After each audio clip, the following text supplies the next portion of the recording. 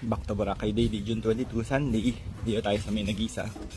Dahil nagpakain si Parpar ng breakfast. Kasama ko yung classmate ko dun ng high school. Ayan. Anyway, tingnan natin yung pagkain nila Parpar dito sa Nagisa. Napakasarap at super affordable din.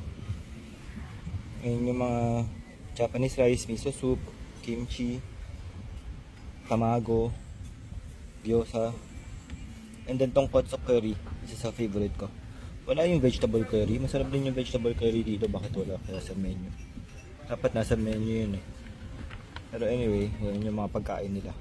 Tapos sizzling tofu, grabe, may kasama na tong kanin. 280 lang. Sarap din ito. Pero ang pinaka-importante, yung view. Napakaganda ng view dito. Lahat ng pwesto may nakikitang view na napakaganda kasi elevated. Hindi katulad ng ibang restaurant nasa floor level. Ito elevated siya, kaya napakaganda. Ngayon Sunday ngayon walang gaanong tao. Sayang. Napakaganda pa naman ng Boracay ngayon. Tingnan natin dito. Kitang kita yung Katiklan ngayon Kitang kita rin hanggang dulo ng Station 1. Pagka umuulan kasi, hindi na makita kahit yung Station 2. Hindi siya nakikita. Lalo na syempre yung dulo na itong Station 1. Hindi talaga makita yan. At ito yung tubig Ay, kasarap. Saya dito, maglalakad ka lang dito sa beach. Papasyal-pasyal, ganyan.